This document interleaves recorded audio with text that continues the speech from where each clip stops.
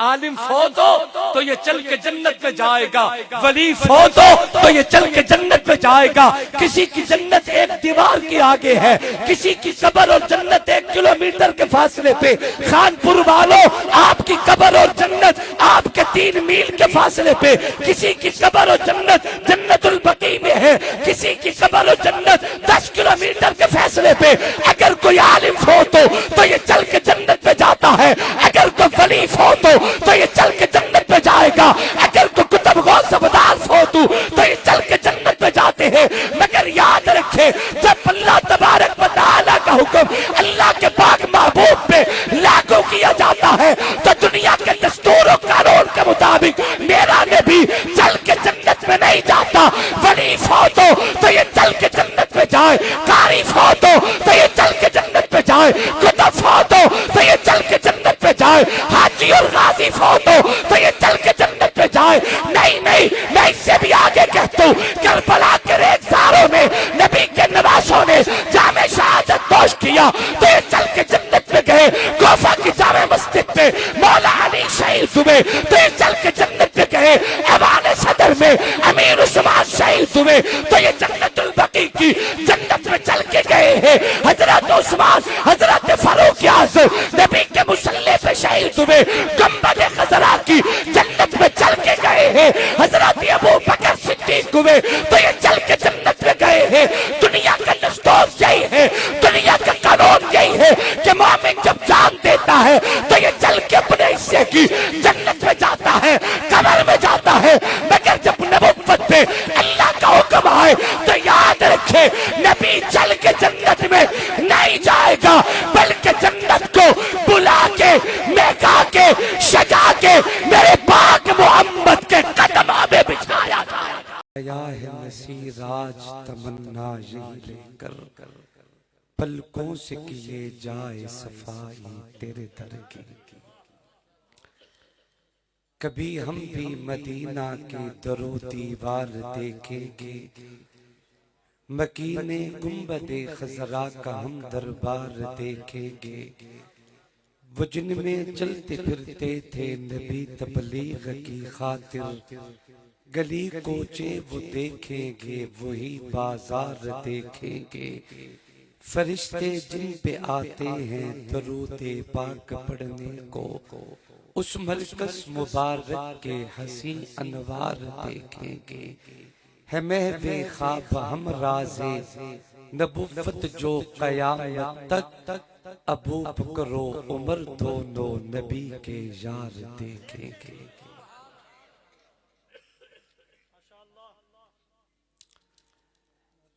بعض چیزیں خصوصیات نبوت ہوا کرتی ہیں۔ مثال کے طور پہ اہل سنت والجماعت کا عقیدہ ہے کہ اللہ کا نبی انسان ہوتا ہے۔ یہ بھی مومن کا عقیدہ ہے کہ نبی مرد ہوتا ہے۔ یہ بھی مسلمان کا عقیدہ ہے کہ نبی اللہ کا انتخاب ہوتا ہے۔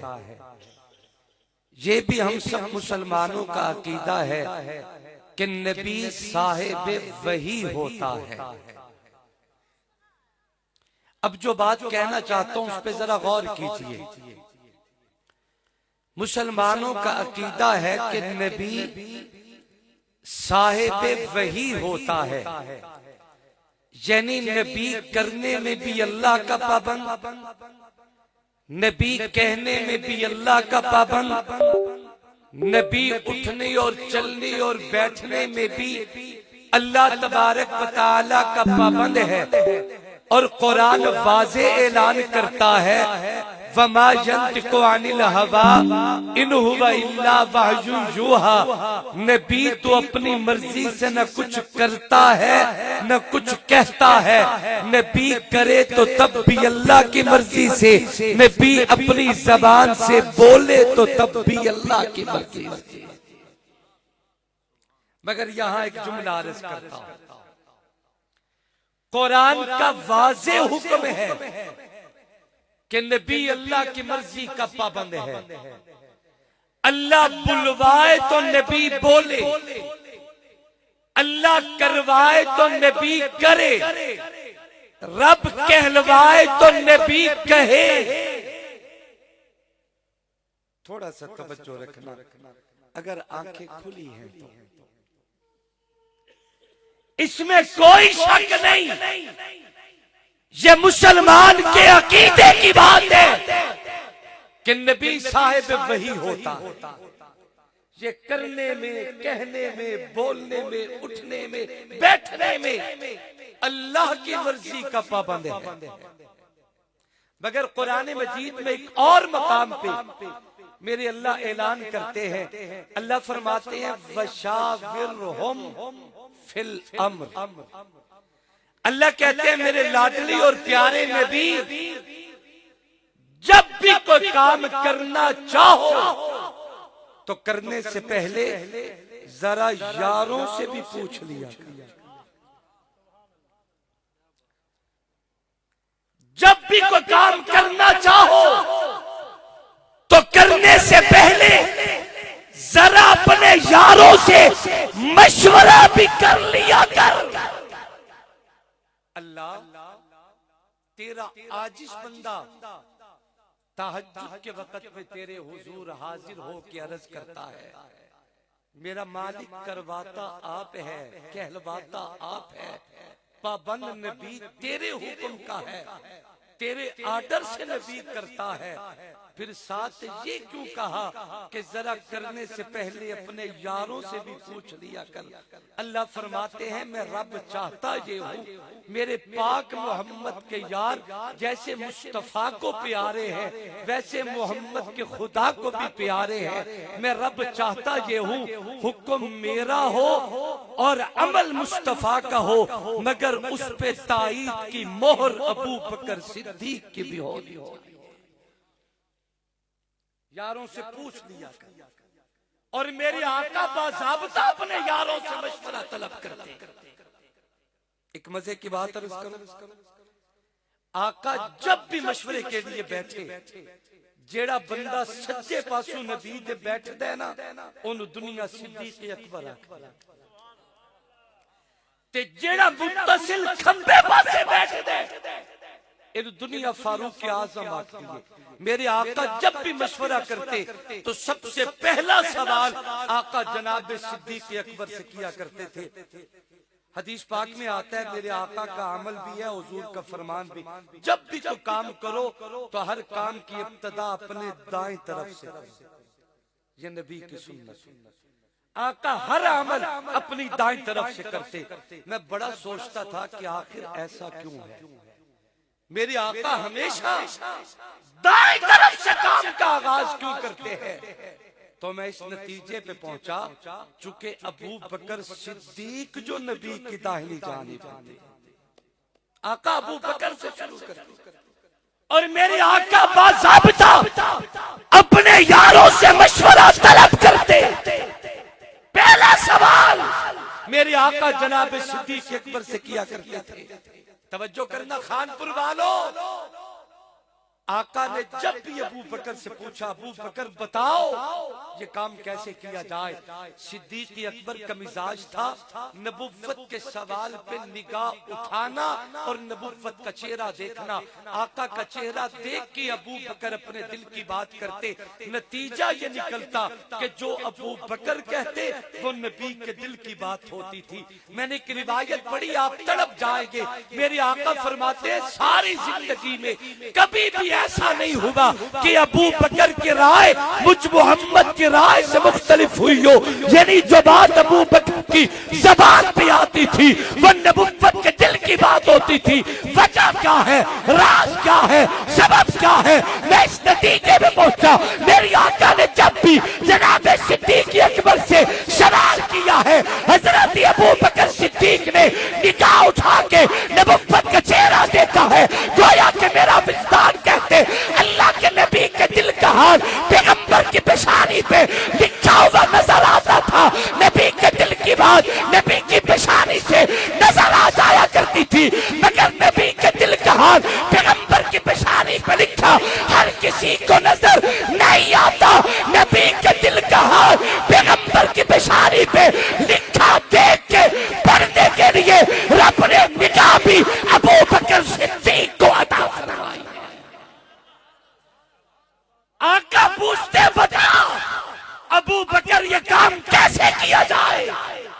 صدیق نگاہ اٹھاتے نبوت کا چہرہ پڑھتے، پھر ابو بکر کہہ دیتے، نتیجہ یہ نکلتا کہ جو صدیق کہتے وہ نبی کے دل کے بات۔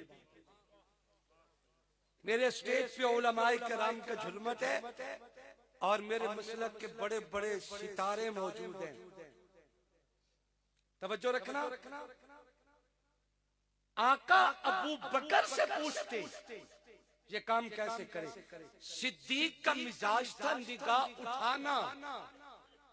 آقا دوسرے نمبر پہ جناب عمر سے پوچھتے، عمر تو بتا یہ کام کیسے کرے؟ عمر کا مزاج تھا نگاہ جھکانا۔ ابو بکر نگاہ اٹھا کے منشاء مصطفیٰ دیکھتا ہے، عمر نگاہ جھکا کے منشاء خدا دیکھتا ہے۔ یہی وجہ ہے ابو بکر ہر وہ بات کرتا ہے جو نبی کے دل کی بات ہوتی ہے، عمر جب بھی بولتا ہے عمر کی بات ہمیشہ خدا کی بات ہوتی ہے۔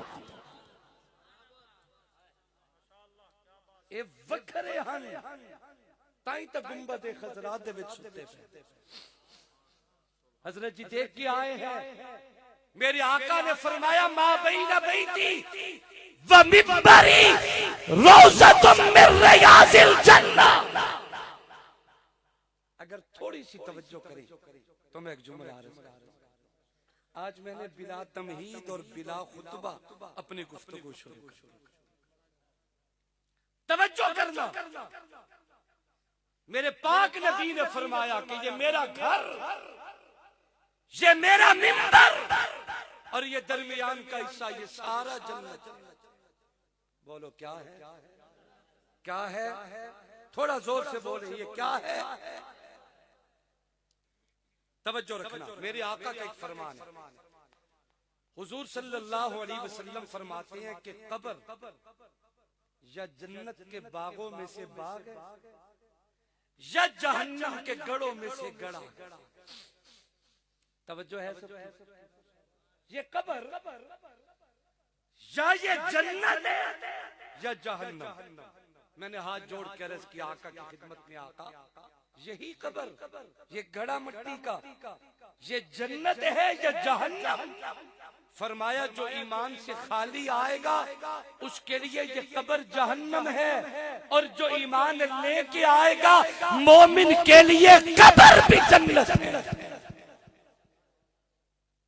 ہمیں مرنے سے اس لیے بھی کوئی خوف نہیں کہ ہماری تو قبریں بھی جنت ہیں، اور مومن مر کے قبر میں نہیں جاتا، نبی کے فرمان کے مطابق جنت میں جاتا ہے۔ عالم فوت ہو تو یہ چل کے جنت میں جائے گا، ولی فوت ہو تو یہ چل کے جنت میں جائے گا۔ کسی کی جنت ایک دیوار کے آگے ہے، کسی کی قبر اور جنت 1 کلومیٹر کے فاصلے پہ۔ خانپور والوں، آپ کی قبر اور جنت آپ کے 3 میل کے فاصلے پہ۔ کسی کی قبر اور جنت جنت البقیع میں ہے، کسی کی قبر اور جنت 10 کلومیٹر کے فاصلے پہ۔ اگر کوئی عالم فوت ہو تو یہ چل کے جنت میں جاتا ہے، اگر کوئی ولی فوت ہو تو یہ چل کے جنت میں جائے گا، اگر کوئی کتب غوث ابدال فوت ہو تو یہ چل کے جنت میں جاتے ہیں۔ مگر یاد رکھے جب اللہ تبارک و تعالیٰ کا حکم اللہ کے پاک محبوب پہ لاگو کیا جاتا ہے تو دنیا کے دستور و قانون کے مطابق میرا نبی چل کے جنت میں نہیں جاتا۔ ولی فوت ہو تو یہ چل کے جنت میں جائے، قاری فوت ہو تو یہ چل کے جنت پہ جائے، کتب فوت ہو تو یہ چل کے جنت پہ جائے، حاجی اور غازی فوت ہو تو یہ چل کے جنت پہ جائے۔ نہیں نہیں، میں اس سے بھی آگے کہتا ہوں، کربلا کے ریگزاروں میں نبی کے نواسوں نے جامع شہادت نوش کیا تو یہ چل کے جنت پہ گئے۔ کوفہ کی جامع مسجد پہ مولا علی شہید ہوئے تو یہ چل کے جنت پہ گئے۔ ایوان صدر میں امیر عثمان شہید ہوئے تو یہ جنت البقیع کی جنت میں چل کے گئے ہیں۔ حضرت عثمان، حضرت فاروق اعظم نبی کے مصلی پہ شہید ہوئے، گنبد خضرا کی جنت میں چل کے گئے ہیں۔ حضرت ابو بکر صدیق ہوئے تو یہ چل کے جنت میں گئے ہیں۔ دنیا کا دستور یہی ہے، دنیا کا قانون یہی ہے کہ مومن جب جان دیتا ہے تو یہ چل کے اپنے حصے کی جنت میں جاتا ہے، قبر میں جاتا ہے۔ مگر جب نبوت پہ اللہ کا حکم آئے تو یاد رکھے نبی چل کے جنت میں نہیں جائے گا، بلکہ جنت کو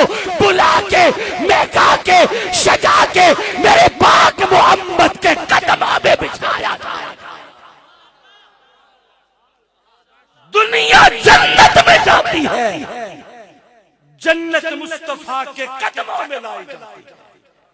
ما بین بیتی و منبری روضۃ من ریاض الجنہ۔ بعض روایات میں اس سے آگے بھی ہے و منبری علی حوضی۔ یہ جس منبر کا ذکر حدیث میں ہے، آقا فرماتے ہیں قیامت کے دن میرا منبر میرے حوض کوثر کے اوپر ہوگا۔ قیامت میں میرا منبر میرے حوض کوثر کے اوپر۔ حضرات فرماتے ہیں کہ جنت میں جب حوض کوثر کو سجایا جائے گا اور نبی کی امت کو پلانے کی تیاری کی جائے گی، جیسے صدارت کی کرسی پہ ہوتا ہے، آقا کے اسی منبر کو لا کے جنت میں رکھا جائے گا اور آقا اپنے منبر پہ جلوہ افروز ہوں گے، نبی کی نگاہ کے سامنے نبی کی امت کو پلایا جائے گا۔